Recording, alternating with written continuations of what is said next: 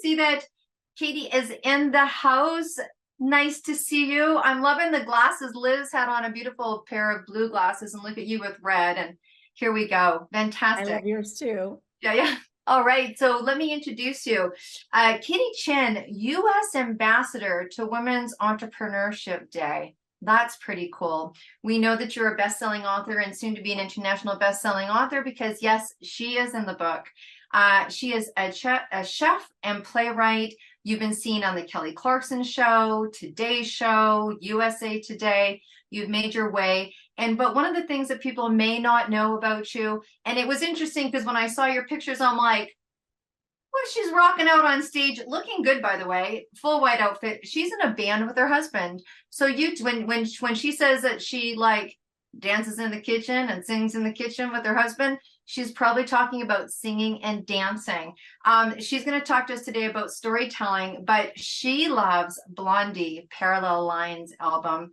And you are going to get, if you listen to Win, and you probably know what I'm talking about by now, a beautiful signed copy of her latest cookbook. And for everybody, thank you. She is going to share 5 incredible, very special recipes for everybody here today. So let's talk a little bit about storytelling. Thank you for coming on to this show. And I know that you came in, we didn't give her much notice. How's that? She showed up like a rock star with very little notice. So thank you for doing that. Thank you so much, Deb. And I'm so honored and proud to be part of this community. And I'm just going to say, just say yes. You know what I mean? Like if things just like come down from the heavens into your lap, just say yes. I'm so happy to be here today, you guys. I am a chef. I had quite a long journey to get here. And I pivoted. I had a whole other career. And I just listened to the kitchen god who said, leap and the net will appear. And as I began my culinary journey, I realized as I was doing it, I felt like a fraud. Okay. I felt like a pot sticker poser, a shoe my sham, a fraud, a dandan dilettante, because my mother was a really famous chef and restaurateur. And I was like always in her shadows. But as I began my culinary career on my own, and I'll get to how I got there in a moment, somebody said to me, because as I was doing demos and classes and so forth and TV appearances, she was like, you need to talk about your mom.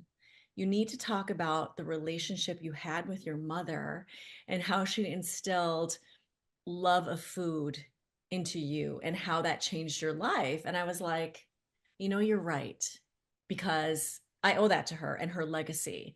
And once I started really talking about her life and how it affected me and how it brought me to a place of pride, cultural heritage pride, because I grew up in Minnesota. There were no Asians at the time, and I was really ashamed of being Asian, and I just wanted to be blonde and Norwegian like everybody else. Once I fully grasped what my mother sacrificed for us, that's when I felt, you know what, I can do anything. And everything I do now is to honor her culinary legacy. So, with that being said, I started to tell her story. I started to tell our story of coming together and cooking. And that has led to so many incredible experiences, also opportunities, and actually a new career path for me. I actually wrote a one-woman show called Holy Shiitake, A Walk Star is Born. And it's based on a relationship. It's a love letter to my mother. I performed it 4 times. I'm performing it several more times in Los Angeles, and I'm working with a team to adapt it as a television series or film. So with all that being said, I would like to just tell you her story, our story coming together. And then I'm just going to wrap it up by sharing an excerpt of my show that was published in USA Today in honor of AAPI Month and Mental Health Awareness Month. So thank you so much for being here. I'm so honored to be here. My mother immigrated in 1956 from Guangzhou, China to Hong Kong. She was matched with my father. She met him and they were married the next day. I mean, can you imagine? She had to teach herself how to cook because my father and my grandmother demanded that of her. She moved to Minneapolis because my aunt and uncle sponsored her. She didn't speak any English. She was a seamstress making 50 cents an hour, but she always loved to cook. Um, our caring Norwegian neighbors taught her about Velveeta cheese and Miracle Whip, and she learned how to make stir fries on an electric stove. One day, she just decided to throw a luncheon to thank her sewing clients. And they were so blown away by her cuisine because back in the day, this is the early 1970s, you guys, she had never heard of chop suey. And these women only, had experienced chow mein and chop suey. So they were blown away. They encouraged her to start catering and to start teaching classes. And little by little, she became very popular as a caterer. And so one day she caught the attention of a local socialite, and that socialite wanted to open a restaurant with my mom.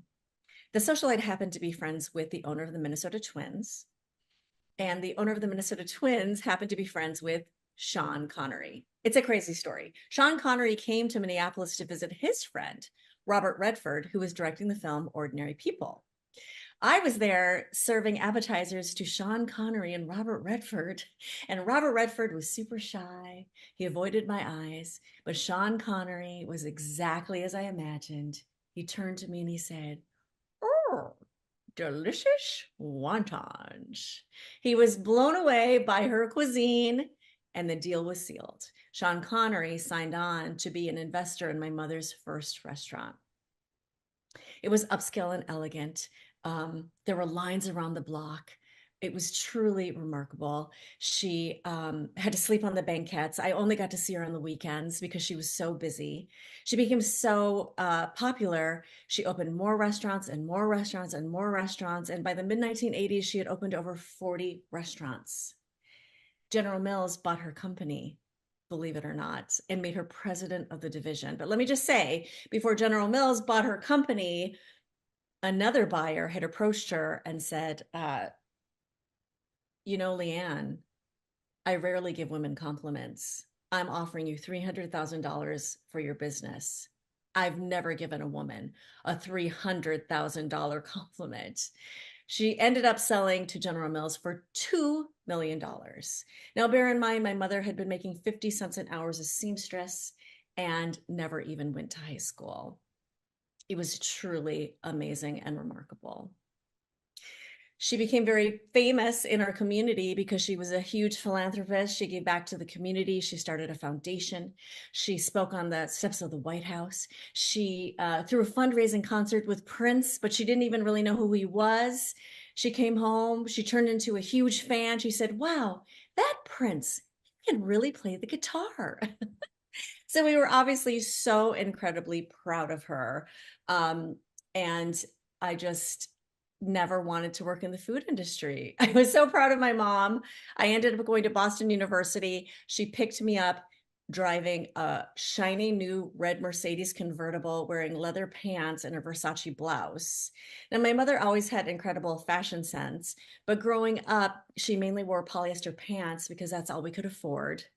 So I looked at her glam outfit and I was like, "Put some normal clothes on, Mom." Anyway, I decided to move to Los Angeles, make my own mark. I worked in the entertainment industry for 14 years. But one day when I was working for Fox, I decided to throw a dinner party, but I had completely forgotten how to cook. So I kept calling my mom and asking her questions. And she was like, "This is ridiculous." So she got on a plane with frozen lemon chicken. She showed up on my doorstep. She cooked the entire meal, but she let everyone think that I had cooked it. She was mortified to find only champagne and yogurt in my fridge. So she set out to teach me how to cook again. So through a series of dinner parties, my friends were like, "Oh my gosh, you guys make this look so easy. You should do a book together." And I was like, "You know what? We should do a book together." And I decided to change my entire life because I was not happy in my job. I was not happy in my marriage. I had two assholes to either side of me. And I was like, "You're both fired." So I left my job as a senior VP at Fox. I quit my then husband all in the same month. And I embarked on this journey with my mother together. And oh my goodness, we got to go on the Today Show a bunch of times together. We got to go to China for the Food Network. We started a catering business called Double Happiness Catering. We had a show on PBS together called double happiness as well, where she criticized me because she was the ultimate tiger mom. For example, I would say like, oh, okay, so if you don't have Asian hot sauce, you could use Mexican hot sauce, right, mom? And she'd go, no. So she was hilarious without trying to be funny. And we just had this beautiful experience together because the biggest gift was in our quiet moments cooking together. She opened up about her life in China, stories I had never heard before, stories that really changed my life. And when we talk about authenticity, thank you so much to Amanda and Chloe, I realize that to embrace the truth, to be okay with exposing shame, I would find myself. And that's exactly what happened. And Brene Brown says, as many of you may know, shame cannot survive when it's exposed. We take away its power when we expose shame. So many skeletons in our closet were revealed through my mother in these moments cooking together. And I decided I would let those stories empower me, mainly to honor her legacy, but also to help others. So, with that being said, I would love so much to share an excerpt from USA Today that's part of my show, Holy Shiitake at Walk Stars Born, with you. Okay, you guys ready? Here I go. In many Chinese American families, and especially mine, love isn't shown through physical gestures like hugging or touching or saying, I love you. It's shown through a special dish made just for you, like a whole steamed fish and black bean sauce when you got all A's. I got pork chow mein when I got all B's. I can't blame my mother for her stoicism, considering the card she'd been dealt.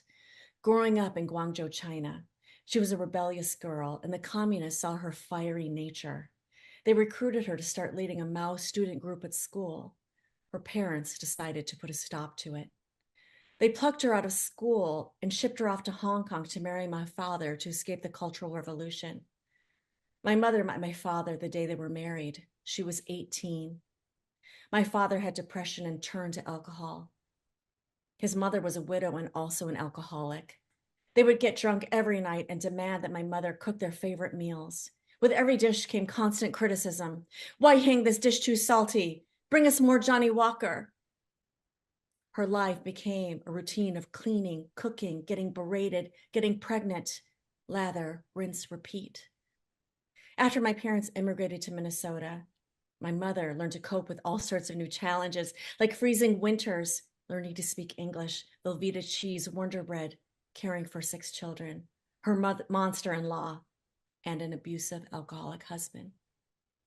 To escape from all the pain, my mother turned to cooking, constantly perfecting her art.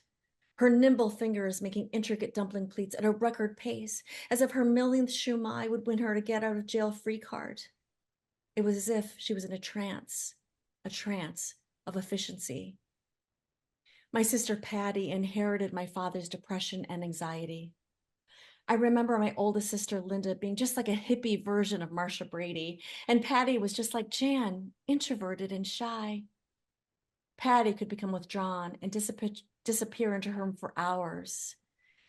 Linda and Patty fought constantly, and it felt like World War III in our house. Patty eventually moved out at the age of 19. I remember my sister Jeannie and I taking the bus to visit her when I was 7 years old. She had a groovy apartment and a waterbed. Brown Sugar by the Rolling Stones was playing on her transistor radio. She let us eat ding-dongs, and we got to stay up until midnight. My mom picked us up the next day, staring and shaking her head at the piles of garbage, dishes, and clothes in Patty's living room. She just said, let's go, without saying a word, and we left. A few weeks later, Patty took a turn for the worse, and my parents checked her into a mental health facility for severe depression. Unbeknownst to my parents, she had asked her friend to sneak in pain meds she was prescribed earlier. One day, I remember hearing my parents speak in hushed tones in their bedroom. My mother emerged from the room, her eyes red from crying. She told us that Patty had committed suicide and died at the facility from an overdose of medication. In the dark of night at bedtime, I clutched Jeannie's hand and asked her what suicide meant. And she whispered, "It means she killed herself, Katie." This word, suicide, floated in my mind for a long time until it finally gave way to sleep. In the morning, it feels like our home is cloaked in a dark cloud of shame. The next thing I remember, and after the funeral, was my dad taking Patty's high school photo off of our dining room wall and placing it in a drawer. We never spoke again of my sister Patty. I learned at this moment that it's better to look the other way, better to push down any pain or hurt, better to keep my head down, just keep working, just keep moving forward, better not to look back. It's funny because I didn't shed a tear when it happened, didn't know how to grieve this unspeakable thing, couldn't know how. The day after the funeral, I remember waking up and my mother motioning me to the kitchen table to dig into a huge mound of dumpling filling. I start to fold the delicate wrapper around the savory filling, while the house is filled with the aroma of hargao, and I too fall into my mother's trance of efficiency. Fold, pleat, repeat. My mother had turned to cooking for comfort, finding solace every time the garlic and ginger she carefully minced sizzled in her wok. Cooking not only served as a distraction, but as an outlet for her grief. For her, grieving was a waste of time and a luxury she couldn't afford. The act of cooking and nourishing others gave her a sense of purpose, and although she couldn't save her daughter, she was unconsciously saving herself. She threw her heart into it, and when she wasn't pinning hems or sewing for clients, she was in the kitchen testing new recipes. I don't know that my mother ever recovered from my sister's premature death. I'm not sure any mother can. What I do know is that she was able to translate adversity into magic and creativity in the kitchen. My mother passed away in 2010. Everything I know about life and cooking, I learned in the kitchen from her. She taught me many life lessons, especially about the power of resilience. I have come to realize, however, that resilience alone is not enough, and that the act of preserving one's mental health is not a luxury. It's a right.